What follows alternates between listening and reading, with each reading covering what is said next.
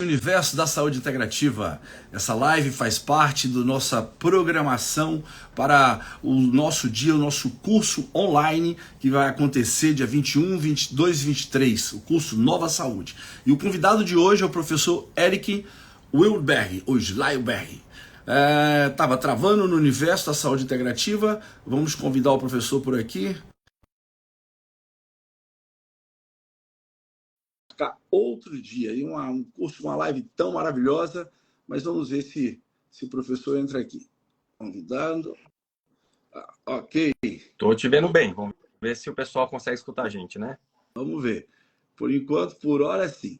A gente estava falando sobre a importância da avaliação metabólica do ferro, sobre todas essas questões que acontecem na saúde da mulher, principalmente as perdas, né, com a menstruação, e uma condição muito própria, que é um período de gestação da mulher, né? Então, uma parte muito importante. E a gente fiz a pergunta sobre essas dosagens, né? A transferrina, a glicoproteína, a ferritina, e estava pedindo que falasse sobre isso para quem estiver entrando aqui e não está sabendo o que está acontecendo. Professor, acho que deu certo agora. O pessoal está ouvindo bem. Parece sim. Vamos lá. Legal. Então vamos lá, olha só. É fundamental que qualquer profissional de saúde domine muito a avaliação do ferro e o tratamento. Por quê? A falta de ferro está entre as 5 principais causas de perda de qualidade de vida. Olha que interessante, quando a gente vê, tem análises globais feitas com relação a isso, os 5 principais fatores que fazem com que a gente continue vivendo, porém sem qualidade, são enxaqueca, perda auditiva relacionada com a idade, depressão, dor lombar e deficiência de ferro. Então, a gente precisa saber lidar com ferro. E aí tem uma bagunça na literatura, né? Não na literatura, mas no jeito que a gente na faculdade, porque traz várias nuances na sua interpretação. Então, a gente precisa conhecer os marcadores para isso. E um dos pontos que a gente vê mais erro é usar o hemograma para avaliar a falta do ferro. São coisas diferentes. O hemograma vai mostrar se tem anemia ou não. Só que a anemia pode ser por falta de ferro ou não. Né? Então, eu já vi muitas pessoas pegando o hemograma que está com a hemoglobina baixa, que é a linha que a gente olha para ver a anemia, e aí querem oferecer ferro para a pessoa, mas nem sempre está faltando ferro. E aí eu posso causar um mal para o paciente, porque colocar mais ferro para alguém que já tem uma suficiência de ferro, eu tenho que lembrar que o ferro é um fator de oxidação. Então, se eu sobrecarrego esse indivíduo com ferro, eu causo processo oxidativo. Né? Então, é muito importante que a gente saiba avaliar para ver quem precisa realmente do ferro ou não. Então, veja que importante. Quando a gente olha para o hemograma, a linha da anemia é a hemoglobina. Eu não preciso saber do hematócrito. É a hemoglobina que me conta isso. Né? O hematócrito era um dado que antigamente era interessante a gente usar, porque ele tinha uma relação com a hidratação. Né? Então, a gente centrifugava o sangue e via a parte sólida e a parte líquida, o plasma, eu tinha uma noção da hidratação da pessoa. Mas hoje em dia os métodos geralmente avaliam o tamanho da célula, fazem uns cálculos matemáticos, que aí não serve muito para eu avaliar. Então, a hemoglobina é sempre o nosso parâmetro. E a hemoglobina tem a principal função de transportar o oxigênio. Então, quando eu penso em hemoglobina, eu tenho que pensar em privação de transporte de oxigênio. Uma pessoa com uma hemoglobina baixa, ela pode estar com uma deficiência em transportar e levar esse oxigênio para os tecidos, o que é muito grave. E olha que importante, Bonanza, quando a gente pensa em insuficiência de ferro, B12, folato, que são nutrientes para formar a hemoglobina, o nível máximo da hemoglobina é determinado pelo grau de hipóxia dos tecidos. Quanto falta de oxigênio para os tecidos. Então, se você tem, por exemplo, uma situação onde você vive em elevada altitude, Tibete, por exemplo, a hemoglobina lá, média deles, é de 17 a 22. Né? Então, assim, isso sai da faixa porque tem pouco oxigênio, então eu preciso ter mais hemoglobina para transportar. E isso é muito importante para a gente levar para os nossos casos clínicos. Por quê? Você imagina que alguém tem uma apneia do sono. Né? Alguém tem um roncador crônico, tem momentos de apneia noturna ou de falta de oxigênio, essa pessoa pode ter elevação de hemoglobina por conta disso. Ela vai ter aquela hemoglobina lá em cima no exame, fala, nossa, mas que hemoglobina alta. Né? A gente vai ver porque tem privação de oxigênio. Quando você arruma isso, onde ele faz um tratamento, a hemoglobina baixa, porque eu estou conseguindo manter essa oxigenação de uma forma mais adequada. Tá? Então isso é muito importante. Agora, quando eu penso na avaliação do ferro, eu tenho que olhar para alguns marcadores específicos. e alguns mais atrapalham do que ajudam, né? Então, quando a gente pensa em ferro, o exame mais importante para a gente é a ferritina. A ferritina não é ferro. A ferritina é uma proteína que guarda o ferro no seu interior. É um armazém de ferro. E a ferritina é o primeiro elemento que começa a baixar quando começa a faltar ferro. Então, só para a gente ter uma ideia, a ferritina abaixo de 30 é deficiência importantíssima de ferro. Mesmo que o laboratório te fale que o normal é acima de 10, tá abaixo de 30 já é uma deficiência importantíssima. Tem estudos em relação à sintomatologia das pessoas que quando a ferritina fica acima de 50, a sensação de bem-estar, de vigor, disposição melhora bastante. Mas o nível excelente que a gente tem é entre 70 e 100. Por quê? Porque acima de 70 é onde eu otimizo toda a produção de dopamina, é onde eu trabalho mais com a parte de cabelo, de unhas. Então eu tenho uma melhora da otimização metabólica do ferro com a ferritina entre 70 e 100. Então, quando eu vou tratar uma deficiência, é esse o alvo que eu vou ter. Por que não acima de 100? Porque estudos epidemiológicos, né, então são epidemiológicos, eles mostram pra gente que o risco cardiovascular ele é aumentado quando a ferritina vai subindo. Então, alguns estudos sugerem, né, um valor de 100 como uma faixa muito segura para manter a ferritina. E estudos mostram que acima de 200 a gente não tem benefício em manter essa ferritina. Tá? Seria tudo simples se fosse só assim. Eu tenho essas faixas de corte e acabou. Mas o ferro tem um sério problema. Toda vez que eu tiver um processo inflamatório, infeccioso, eu vou mudar essa distribuição de ferro na corrente sanguínea. Então a gente aprende na faculdade de medicina, né? Esse é um dos pontos que eu trago aqui, que toda vez que eu tenho um processo infeccioso, eu vou tirar ferro da circulação, porque as bactérias podem usar esse ferro para se proliferarem. Eu tenho que sumir com esse ferro do sangue. Então o que o corpo faz? Pega esse ferro e joga dentro da ferritina, dentro do armazém. Então a ferritina vai aumentar quando eu tenho um processo inflamatório ou infeccioso. Isso é uma regra metabólica. Por isso que nunca, jamais, eu doso uma ferritina sem avaliar marcadores inflamatórios juntos. Porque imagina que o indivíduo vai fazer um exame de sangue e ele está com um quadro de resfriado, dor de garganta. Isso é suficiente para elevar a ferritina para um nível que a gente acha que está tudo bem, quando na realidade é uma deficiência de ferro que eu simplesmente tirei do sangue, joguei na ferritina e ela se mostrou mais alta. Imagina alguém com 30 de ferritina, tá naquele limite, né? Inflamou, essa ferritina vai para 70.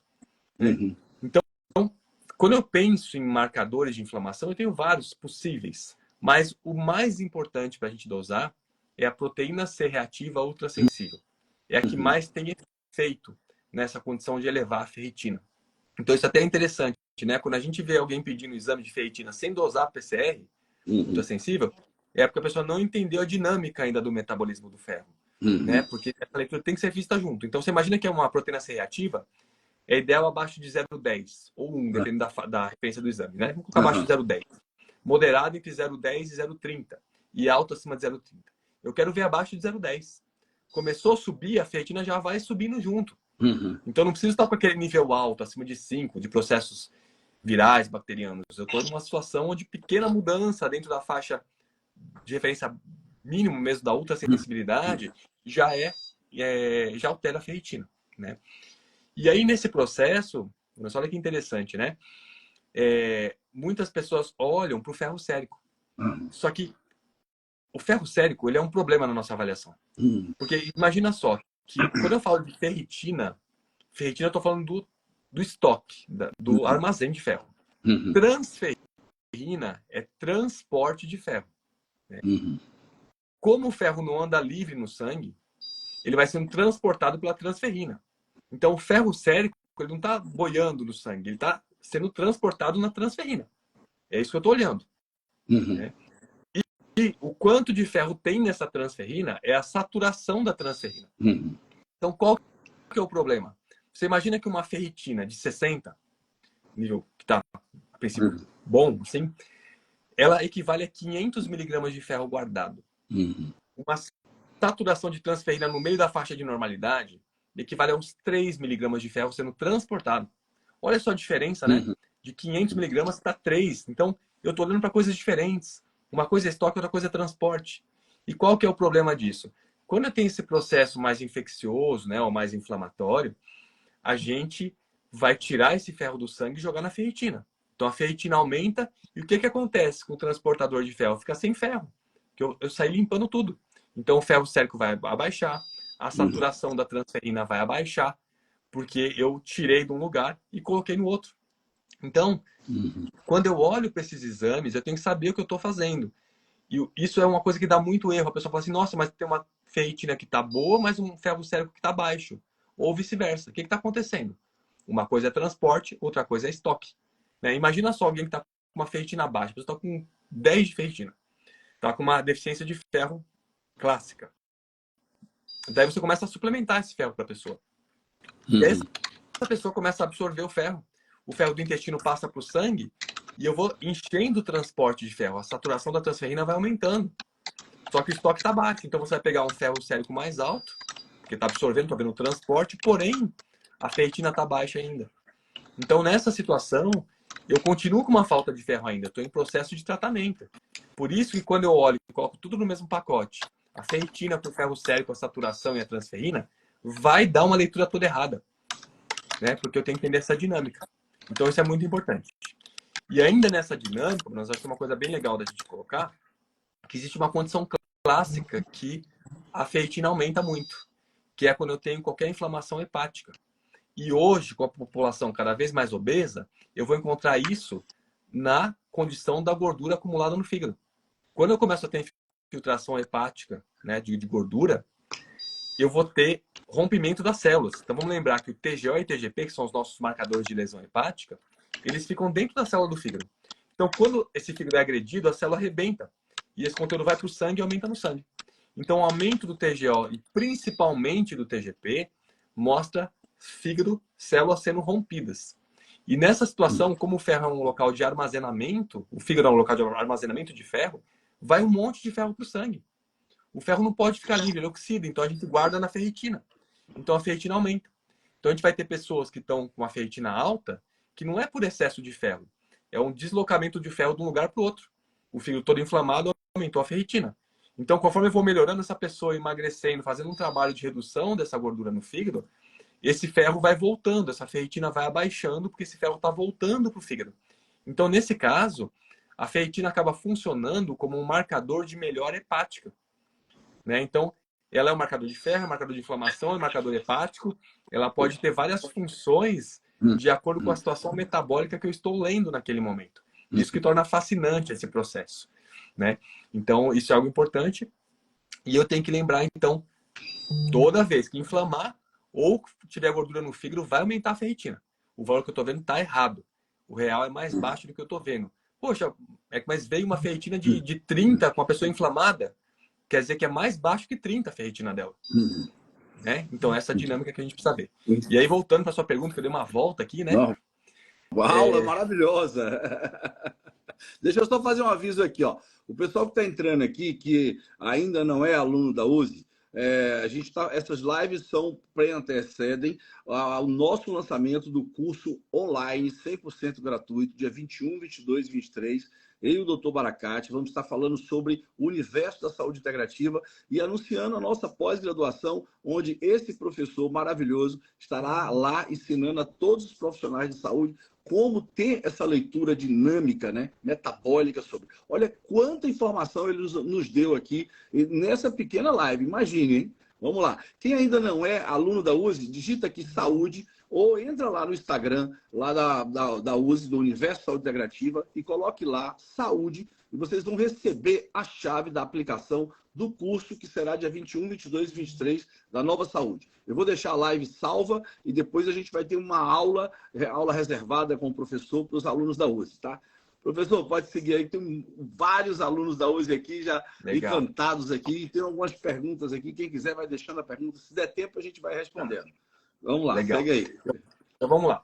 Por que é importante ter uma ferritina boa do ponto de vista de energia? Por conta das nossas mitocôndrias, nossas fábricas de energia celular. Então vamos pensar o seguinte, né? Se a gente for lembrar lá na nossa parte da bioquímica, quando a gente tem a parte da produção de energia, vamos pensar que a gente pegou a glicose, levamos até o piruvato, e a partir daqui eu tenho duas possibilidades. Uhum. Se eu não tiver oxigênio, eu vou formar lactato. Uhum. Se eu tiver oxigênio, eu entro na mitocôndria para girar a mitocôndria. Aí eu vou produzir ATP, bastante ATP, mais ou menos 36 ATPs por uma glicose. O lactato são só 2 ATPs para uma glicose. Uhum. Então o que a gente quer é produzir bastante energia via mitocondrial, via ATP. Só que o ferro, ele é importante para o ciclo de Krebs girar. Então na reação química entre o citrato e o isocitrato, tem uma enzima chamada conitase, que é ferro dependente. Então quando falta ferro, a mitocôndria já gira devagar. E depois eu tenho aquele transporte de elétrons da membrana interna da mitocôndria para produzir ATP. Precisa de ferro, trava tudo ali. Então, toda pessoa com falta de ferro, a gente brinca que é um ser anaeróbio. A pessoa não consegue produzir energia aeróbia com eficácia. Então, a pessoa ela começa a fazer um treino, por exemplo, ela começa a ter mais queimação. Ela começa a ter sensação de sufocamento, de falta de ar. O treino não rende. Ela sai esgotada do treino. Porque a produção de energia via mitocondrial está falha. Vai tudo para o lactato. E o lactato, né, saindo da célula, leva um H+, e o pH fica mais ácido da circulação. Isso dá a sensação de náusea, de sufocamento, né? Então, isso é bastante desconfortável. Então, quem tem falta de ferro não consegue ter uma mitocôndria funcional, né? E você imagina que isso está entre as 5 principais causas, né, de perda de qualidade de vida ao longo da vida. Então, a gente precisa realmente aprender a fazer esse trabalho de reposição. Então, imagina só, nós vamos levar para esse caso que a gente está conversando. Uma mulher quer engravidar e vem com uma ferritina baixa. Primeiro tem que lembrar que quando ela engravidar, vai acabar com o ferro dela. Os primeiros 3 meses de gestação, a mulher aumenta o seu volume de sangue em cerca de 20%.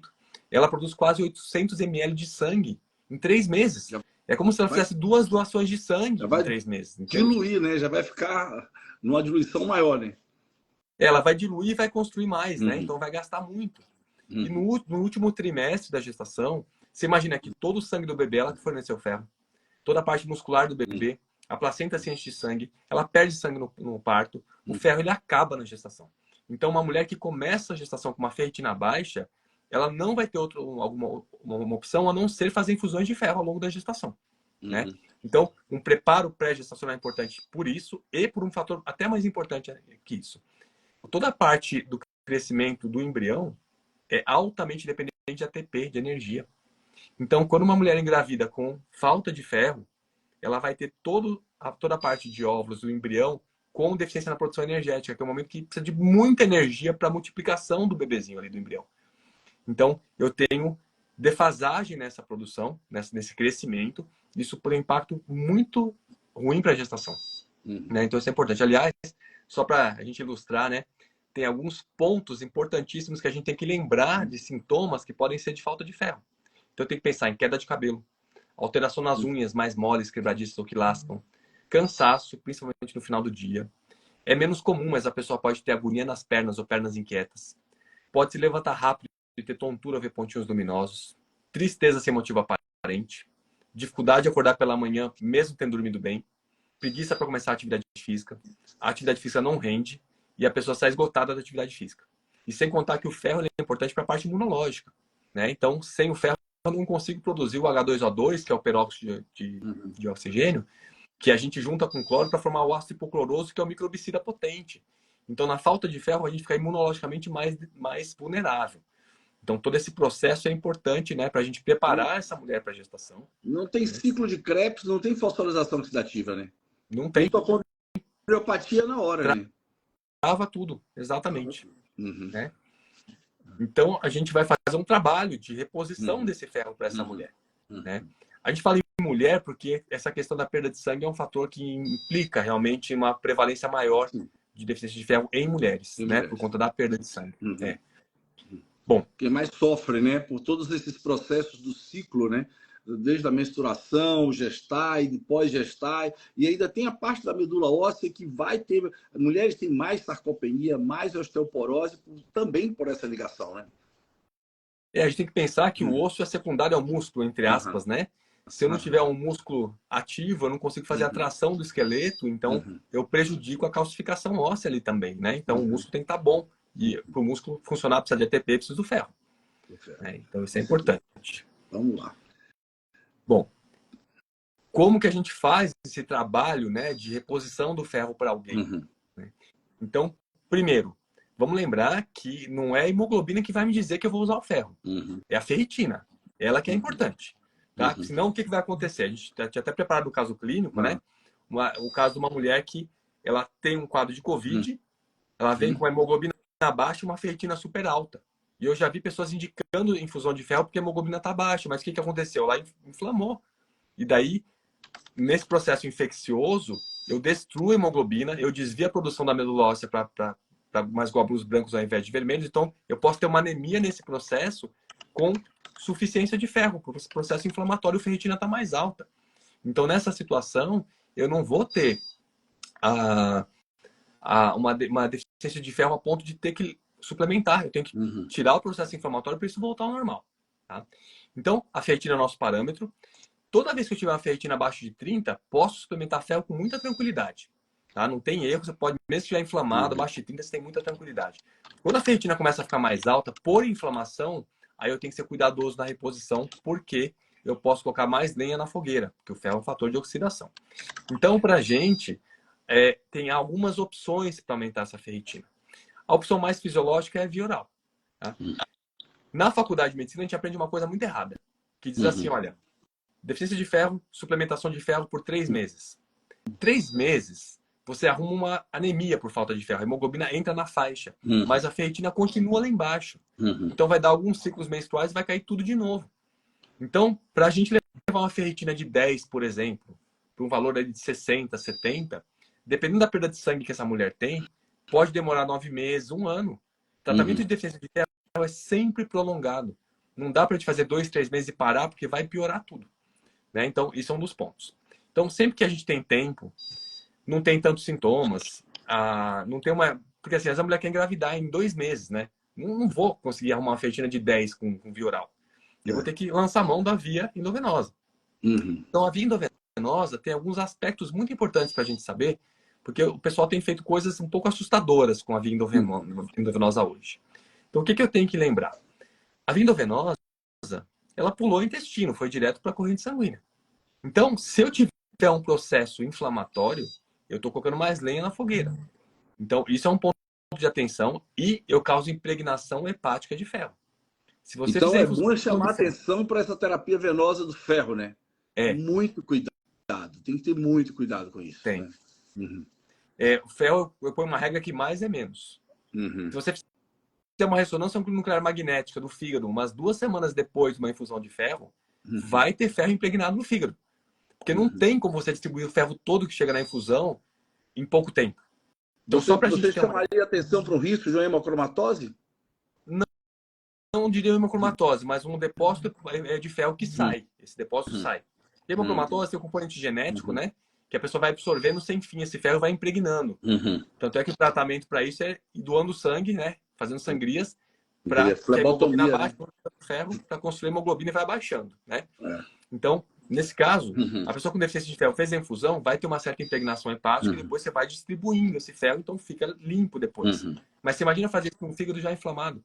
Colocar mais inflamações quando o fígado é inflamado. Isso não é o que a gente procura fazer. E aí, a via endovenosa, a gente tem basicamente 2 grupos de sais de ferro para usar. Um deles que é o famoso nori por 1 ou ferro por 1, e outro que é o ferro inject ou monofer. Qual que é a diferença entre eles? A principal diferença é a quantidade de ferro por ampola. Alguns falam que a quantidade é o tempo que demora para esse ferro ser solto na circulação. Mas isso não é bem assim, tá? Porque olha só, uma ampola de nori por 1 vai fazer subir a sua ferritina em cerca de 10 a 12 pontos. Uma ampola de ferro inject equivale a 5 de nori por 1. Né? Então eu tenho 500 miligramas em 5 ampolas e 500 miligramas em uma ampola de ferro inject. Só que você imagina só para você ter uma ideia numérica. Se você pegar a sua transferrina e colocar para transportar o máximo de ferro que ela consegue transportar 12 a 13 miligramas de ferro. Você vai colocar ali 2 ampolas de nori por 1, você coloca 200 miligramas de uma vez só na corrente sanguínea. E uma ampola de ferro inject você coloca 500 miligramas. Então o pessoal fala assim, não, mas o ferro inject é melhor porque é um sal que demora mais para liberar o ferro. Olha só, o ferro no nori por 1 ele não está livre, de nenhuma via endovenosa ele está livre, ele vem envolvido numa concha de carboidrato, como se chama. Essa concha entra na circulação, ela vai se dissolvendo e o ferro vai ficando livre, eu vou segurando esse ferro e vou transportando. O nori por 1 vai liberar esse ferro em mais ou menos ali umas 8 horas, enquanto um ferro inject vai liberar ali em umas 20 horas, mais ou menos. Né? Então, essa diferença de tempo não é suficiente para eu estar com transferina para transportar tudo isso. Você imagina a coitada da transferina toda saturada, você vai ter 12, 13 miligramas de ferro, chegou 500 em 24 horas ali para transportar. Então, vai dar impregnação. Então, o que a gente observa é que o ferro inject ele vai ter um efeito melhor, isso tem meta-análise colocando, em pessoas com uma anemia importante. Quando a hemoglobina está ali 7, 8, chega o ferro inject, você tem uma resposta mais tranquila. Agora, quando você tem alguém com uma deficiência de ferro sem anemia, quando chega o ferro inject, se você dosar a ferritina 1 ou 2 semanas depois, vai para 700, vai para umas alturas. Porque não tem como você distribuir esse ferro todo rápido. Né? Então, isso é um ponto muito importante. A gente precisa saber como organizar esse espaçamento e as doses das infusões. Né? Então, hoje o pessoal fala assim, fazer infusão de ferro de 2 em 2 dias. Não tem cabimento fazer algo nesse sentido. Porque imagina que na hora que o ferro chega na medula óssea, eu demoro 7 a 10 dias para formar uma célula vermelha, formar, na verdade, um reticulócito, que é o adolescente que vai para o sangue e vira um eritrócito. Então, nessa condição, poxa, se eu demoro 7 a 10 dias para conseguir pegar esse ferro e jogar uma célula vermelha, se eu colocar ferro de 2 em 2 dias em infusão, eu vou piorar esse processo. Por que piorar? A gente tem um hormônio que mudou o nosso entendimento sobre a dinâmica do ferro no corpo. Esse hormônio chama epsidina, com H, tá? HE, epsidina. A epsidina, ela modula toda a distribuição do ferro no corpo. Toda vez que eu tiver uma falta de ferro, a epsidina fica baixinha. Ela libera a absorção de ferro e aumenta a minha absorção de ferro. Quando a epsidina fica alta, ela fala assim, vou dar um sumiço nesse ferro. Então, a epsidina alta dificulta a absorção intestinal de ferro, ela guarda ferro na ferritina, ela joga ferro dentro das células de defesa, ela vai sumir com esse ferro. E quando você faz uma infusão de ferro, você tem uma explosão de epsidina. Então, esse ferro que está lá fica represado na ferritina e você não consegue usar pela medula óssea. E se você tomar um processo inflamatório, o rim não consegue produzir a eritropoetina adequadamente e a responsividade medular à eritropoetina fica reduzida. Então, com isso, você pode até ter ferro, mas você não consegue sintetizar a hemoglobina com uma velocidade boa, porque esse ferro está indisponível para a medula óssea. E o estímulo de eritropoese também está reduzido, porque tem pouca eritropoetina. Então, nessa situação, é muito importante que a gente saiba o que a gente está fazendo. Né? Porque se eu quero uma elevação mais rápida da ferritina, é melhor, da hemoglobina, é melhor dose mais baixa, com intervalos regulares. E não uma dose alta de uma vez só. Senão não vou ter uma resposta tão rápida. Tá? Então, essa é uma forma importante da gente organizar essa parte da infusão para ficar com tranquilidade. Tá? Muito bom, muito bom. Professor, vamos desconstruir mitos, né? Aí existiam aqueles mitos antigamente, quando a pessoa estava com anemia e não se sabia se era anemia ferropriva, megaloblástica, se tinha ferritina baixa ou não, transferrina, todo o processo que estava acontecendo ali, ou a ferroportina, nada disso sabia. E as pessoas faziam ingesta de fígado, né? Fala um pouco sobre isso e aproveitando, divulga sobre o Guia de Nutrição Vegana para Adultos, lá da União Vegetariana Internacional, porque existem tantos outros recursos e quais os vegetais ricos, né, para poder ter... Você falou sobre a questão intramuscular, sobre a venosa, mas para um profissional de saúde que não ainda tem esse acesso para a parte venosa ou intramuscular, o que você indicaria? Olha só, Marcelo, a gente tem o Guia de Nutrição Vegana, eu costumo dizer que é uma pós-graduação em vegetarianismo, né, porque é o guia mais completo do mundo, é de minha autoria, tem alguns convidados que fizeram a parte das receitas, que também tem lá receitas, e dentro dele tem 100 videoaulas que eu gravei, e está na forma de QR Code, então a pessoa tem uma pós-graduação no formato de um livro mesmo, né, extremamente completo. E lá tem toda a dinâmica do ferro, tem todas as explicações da parte metabólica, então ele é bem rico nesse aspecto. Né, vou postar lá no Universo da Saúde Integrativa, aproveitando os alunos que estão entrando aqui, aí os profissionais de saúde que ainda não são alunos da USE, vou colocar esse post lá no Instagram. Essa live era para ser pelo Universo da Saúde Integrativa, mas teve uma trava lá na internet. Então, vou postar o livro lá para vocês verem, e aí o professor vai colocar o acesso, como vocês podem adquirir esse livro, que realmente é o manual. Legal. Né? E o que acontece, Bonas? Eu tenho uma história muito legal, né, para dessa parte do ferro, porque eu comecei a trabalhar com uma alimentação mais baseada em plantas há mais de 30 anos, eu era adolescente ainda. E aí eu me formei, e toda a leitura que eu tinha, e lendo os livros de nutrição, sempre a primeira opção é tentar trabalhar com alimentação com relação ao ferro. E assim eu comecei no consultório, né, empolgado, que vamos somar a vitamina C com as fontes mais ricas. E era frustrante, porque a mulher menstruando não subia ferritina. Né? Então, o que acontece? Quando a gente tem uma falta de ferro e há perda de sangue, a gente só consegue trabalhar mesmo com suplemento. Isso é tão impactante que, imagina só para a gente ter uma ideia numérica, tá? Da importância da suplementação ao invés da alimentação nesse contexto.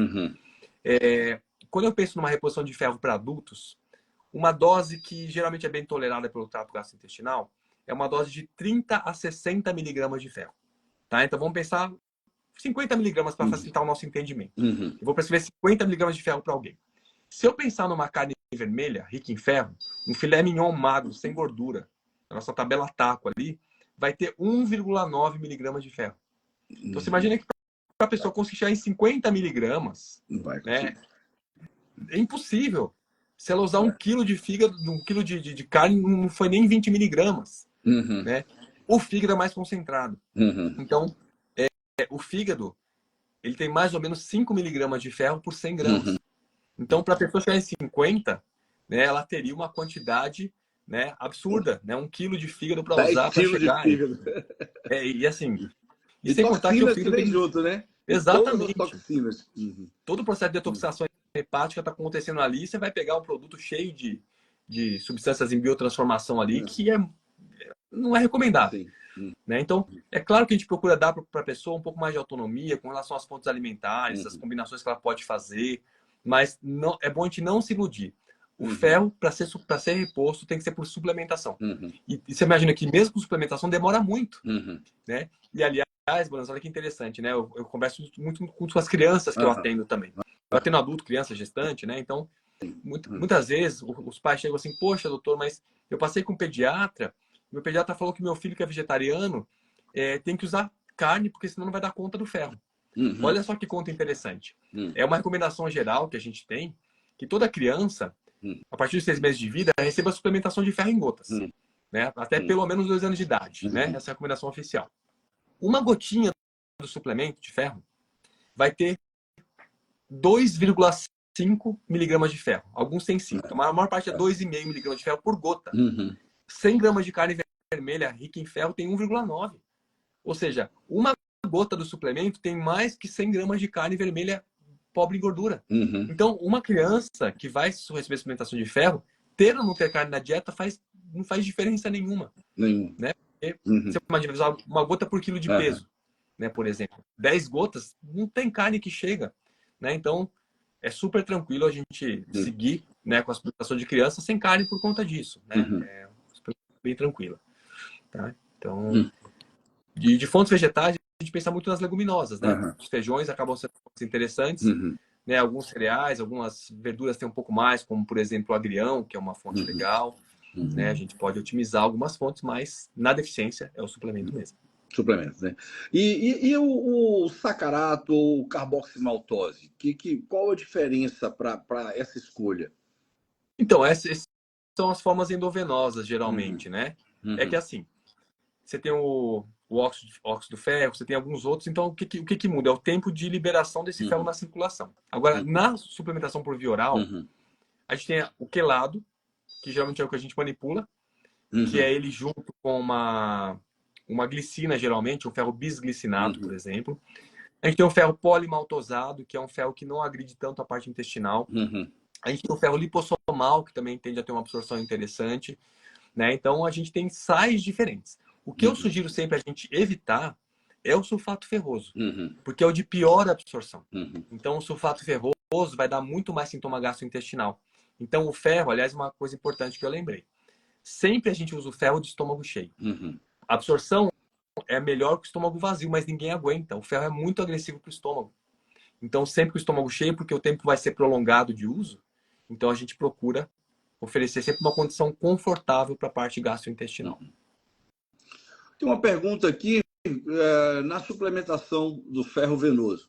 Você as pessoas pensam que a ferritina é um ferro oxidado, e você acabou de falar aí que é uma glicoproteína que não tem nada a ver. Né? Nada a ver Então, com essa proposição de estar fazendo o ferro junto com a vitamina C não faz sentido, correto? É assim, olha, do ponto de vista nutricional, Uhum. faz esse sentido. Certo. Quando você coloca um ferro já numa Uhum. quelado ou até endovenoso, Uhum. ele está na corrente sanguínea, principalmente endovenoso, você não vai precisar da vitamina C para isso. Uhum. Aonde poderia haver um efeito da vitamina C? Na Uhum. elevação desse hormônio que é a epsidina. Uhum. Então é como se eu desse um efeito mais antioxidante ali para aumentar menos a epsidina. Mas numa infusão endovenosa, não tem quem vai segurar a epsidina. Chegou muito ferro de uma vez só. Uhum. Então ele é muito mais para tentar deixar a absorção boa na próxima refeição que chegar o ferro, para subir menos a epsidina, do que otimizar a absorção naquele momento. É mais para isso que a vitamina C vai entrar. Professor, você vai estar aqui no Conect Salvador? Estarei sim. Semana então, que vem. fala aí um pouco aí para as pessoas que estão assistindo sobre esse maravilhoso evento. Então, é um evento sobre longevidade, qualidade de vida. Uhum. E eu vou dar uma aula sobre interpretação avançada de exames laboratoriais, fazer um link com a parte de longevidade. E vai ser um evento super legal, tem muitos profissionais muito renomados. Então vai ser muito legal. Quem tiver disponibilidade, recomendo. Muito bom. Já estou sabendo que já é um sucesso, 1.000 inscritos, né? E Sim. diversos professores da Universidade de Saúde Integrativa vão estar aqui também. A gente vai fazer uma reunião com os nossos professores aqui, para a gente vai ser estar muito em legal. sinergia, né? Faz uma recapitulação aqui para o profissional de saúde. Assim, quando chegar uma mulher querendo gestar, qual o principal marcador de referência que elas têm que ter para esse profissional de saúde acompanhar? Seja ele um médico, um nutricionista, um físio, qualquer profissional de saúde, um farmacêutico, na recapitulação, o que você recomenda primeiro? Então vamos lá. É que o assunto ele é amplo. Então vamos pensar na parte do ferro, que é o nosso tema principal, porque eu tenho vários outros elementos que eu preciso cuidar dessa gestante, como cisteína, todos esses aspectos. Mas pensando no ferro, deixar essa ferritina entre 70 e 100. Essa é a faixa de segurança. Vou levar para 150, 200? Não. Vai levar entre 70 e 100, por quê? Eu não quero um estresse oxidativo aumentado também. Tem limite para eu levar esse ferro lá para cima. Nem tanto, nem tão pouco. Exato. Então, se eu tenho um prazo bom, a mulher chegou para você e falou assim, olha, eu quero engravidar, mas é daqui a um ano. Legal, via oral, muitas vezes vai ser possível de você fazer um trabalho legal. Olha, eu quero engravidar, eu tô com uma FIV programada daqui 3 meses. Né? Não vai dar tempo, ela tá com uma ferritina de 10. Eu vou ter que fazer infusão endovenosa. Né? Então, se eu fizer 2 ampolas de Nori por 1, eu vou lembrar que vai subir mais ou menos 20 a 25 pontos de ferritina. Né? Então, eu sugiro um intervalo, se possível, se der tempo, de umas 3 semanas entre cada infusão. Para dar tempo para cada dose de ferro ser bem distribuída. Se não der tempo, você pode fazer com 2 semanas. Eu sugiro não menos que 7 a 10 dias. Eu colocaria um mínimo de uns 10 dias, porque assim, não dá tempo de você usar esse ferro que chega. Então, fazer esse preparo. Tá? E aí vamos lembrar que é a ferritina e não é o ferro sérico, não é a transferrina, não é a saturação da transferrina, porque todos esses elementos, eles vão ser modificados por processo inflamatório. Então, se eu tiver inflamação, vai abaixar o ferro sérico, vai abaixar a saturação da transferrina, né? Vai dar redução da própria transferrina e a ferritina sobe. Então, sempre tem que olhar junto marcador de inflamação com uma proteína C reativa. Se eu não dosar junto, eu vou fazer coisa errada. Tá? Então, essa leitura tem que ser vista sempre em conjunto. Muito bom, muito bom.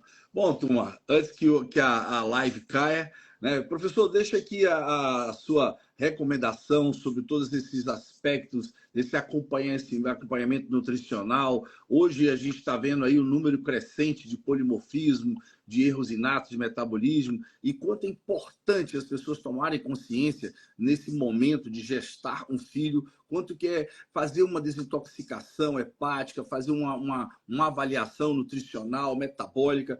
Deixa a sua mensagem aqui para para as futuras mães e para os profissionais de saúde, que eu convido a todos a seguir lá o Universo da Saúde Integrativa, o curso Nova Saúde, dia 21, 22, 23, 100% online, gratuito. Eu, doutor Baracate, vamos estar lá falando sobre essa nova saúde, sobre essa visão, sobre o maior movimento de saúde no Brasil e com todos esses professores maravilhosos que estão nos doando saber para que todas as pessoas, todos os profissionais possam ser integrativos. Bom, quando a gente pensa nessas futuras gerações, né, a gente tem que pensar, eu diria que inicialmente pensar no meio ambiente, né, porque a gente está criando uma situação insustentável para a vida. E fora essa poluição, inclusive de queimadas, de tudo isso, já tem muitos dados documentados o quanto a poluição atrapalha nessa questão aí das gerações que estão vindo até em termos de fertilidade, né? Então isso é muito importante.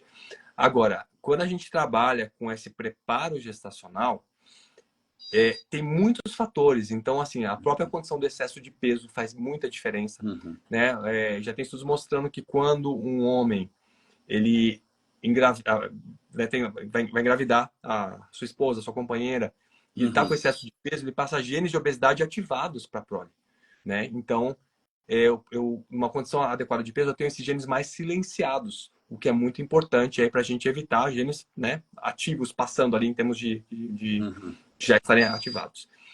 A gente tem aí a questão então, do peso como um elemento muito importante, ainda mais com a população cada vez mais acima do peso, e isso impacta na própria resistência à insulina, que faz total diferença na parte de fertilidade. A resistência à insulina atrapalha os pulsos de LH na parte glandular. Então, você imagina que as mulheres com síndrome de ovários policísticos, por exemplo, elas muitas vezes podem sofrer com essas questões de irregularidades menstruais. Não é culpa da insulina, é culpa da resistência à ação da insulina. A insulina é um hormônio maravilhoso, fantástico, só faz coisa boa. Mas quando eu fico resistente, eu bagunço tudo. Então, a resistência à insulina tem muito a ver com a gordura visceral. Emagrecimento é fundamental, atividade física. Importante, redução de gordura saturada, gordura trans, né, de redução de desbiose. Tudo isso faz um impacto importantíssimo para otimizar essa sensibilidade à insulina. Então, é um ponto de muita atenção. É fundamental que eu arrume os níveis de homocisteína. Então, B12, folato é importantíssimo. E no caso da homocisteína, um ponto de polimorfismo, né, que foi a sua menção aqui, é a mutação de THFR, que muitas pessoas têm dificuldade em transformar o ácido fólico no metilfolato. Então, a gente precisa otimizar essa quantidade de metilfolato, porque às vezes você tem um nível de homocisteína que, mesmo com uma dose sanguínea, um nível sanguíneo ótimo, a homocisteína ainda não está boa. Eu vou ter que lançar mão de outros recursos em doses muito mais altas. E lembrando que toda a forma metil, ela degrada mais facilmente numa fórmula de manipulação. Então, você não vai trocar 500 microgramas de ácido fólico por 500 microgramas de metilfolato. Só que esses 500 microgramas vai virar 100, porque vai degradar tudo. Então, o metilfolato manipulado sempre uma dose maior do que seria de ácido fólico, que vai dar alteração. Né? Então, eu vou fazer essa mobilização, seja com vitamina B6, se eventualmente precisar de uma betaína para fazer essa organização de ciclo de homocisteína, eu tenho que estar com tudo isso bem organizado. Né? Então, esses são alguns dos pontos fundamentais. E, claro, função tireoidiana não dá para a gente bobear, né? O hormônio tireoidiano e gestação não pode vacilar, tem que estar né? muito bem organizado e casado para a gente não ter nenhum problema aí com Alguém está falando aqui sobre a microbiota intestinal, isso é sine qua non, né? Então, a microbiota tem um papel importantíssimo para tudo, né? Sim. E lembrando que a microbiota adora fibra e carboidrato. Né? E ela tem pavor de excesso de proteína e de gordura, principalmente saturada. Então, esse aspecto a gente precisa estar com isso bem organizado também para otimizar a microbiota. Muito bom, muito bom. Bom, vocês aí que gostaram, segue lá o Universo da Saúde Integrativa. Quem ainda não é aluno da USE, deixe lá Saúde, ou Eu Quero. Vai ter a aula gratuita, 100% online, dia 21, 22 e 23.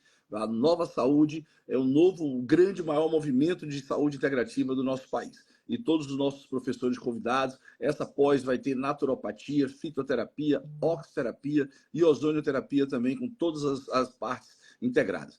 Professor Eric, meu muito obrigado, gratidão, a sua aula é maravilhosa e eu vou postar o livro para quem quer adquirir o livro e pegar essa aula aí fantástica, né? E os profissionais de saúde cada vez mais estão recebendo pessoas que querem se preparar para ter uma gestão mais saudável, menos risco de polimorfismo genético, de todas essas questões. O meu muito obrigado. Deixa aqui o seu Instagram para as pessoas te seguirem, quem ainda não lhe segue, porque está no meu, não está no Universo.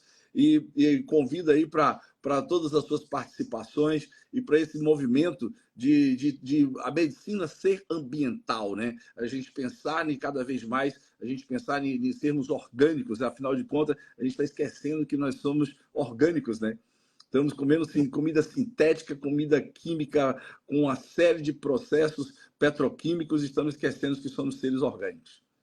Exatamente. Mas é isso aí. Muito obrigado a todos. O Instagram é mais fácil pegar até no contato do Dr. Bonanza aqui, né? Que é o Dr. Eric Slivik, que o nome é meio difícil de pronunciar aqui, né? E meu site é uma avaliação metabólica. Lá também tem os meus dados. Tem o guia lá também. Então é fácil de localizar. O guia de nutrição vegana. Muito obrigado. Gratidão, Obrigado. gratidão, universo. Gratidão, doutor Eric. Um grande abraço. Tchau, tchau. Obrigado. Valeu. Um abraço a todos. Boa noite.